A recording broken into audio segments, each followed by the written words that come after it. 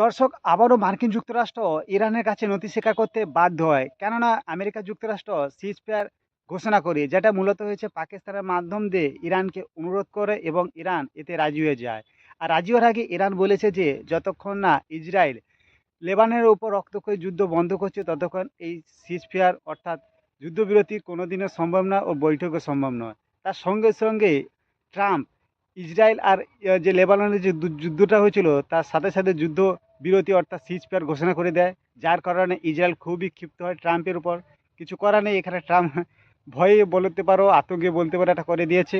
যার কারণে ইরানও খুশি হয়ে তাদের যে হরমুজ প্রণালী যেটা বন্ধ রেখেছিল, মানে তেল, কোনো মানে তেল, টোটাল তেল বা জাহাজ বা কোনো কিছু ইরান থেকে যাবে না, মানে বন্ধ করেছিল হরমুজ প্রণালীটা, সেটা খুলে দেয়।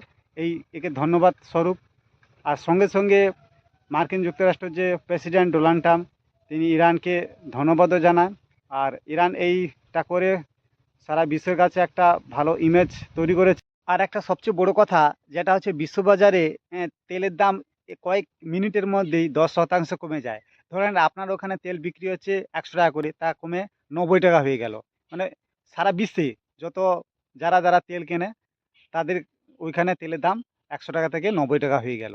আর একটা কথা, ইসরায়েল এতে খুবই ক্ষিপ্ত হয় এবং তারা হুমকি দিয়েছে ইরানকে যে তারা যদি কোনো পরমাণু বোমা তৈরি যে ইউরেনিয়াম যদি সমৃদ্ধকরণের যদি শর্ত দেয়, মানে ওই যে বৈঠক হবে আমেরিকার সঙ্গে, তা যদি হয় তাহলে ইসরায়েল একাই ইরানের উপর খুব মুহূর্তর জবাব দেবে, মানে আক্রমণ করবে, যেটা বলা হয় সামরিক অভিযানও চালাবে।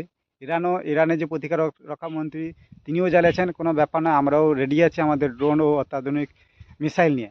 তাছাড়া এই কয়েকদিন আগে মানে হতে চলেছে আমেরিকা যুক্তরাষ্ট্রে এই প্রথমবার লেবাননের প্রতিরক্ষা মন্ত্রী এবং ইসরায়েলের প্রতিনিধির সব তিনটা বৈঠক একসঙ্গে হতে চলেছে, এই প্রথমবার হচ্ছে।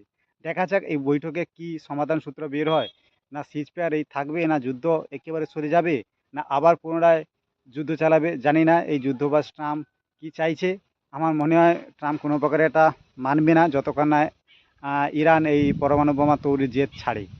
দেখা যাক কী হয় দর্শক। তো চলুন, দেখা হচ্ছে আবার পরের ভিডিওতে।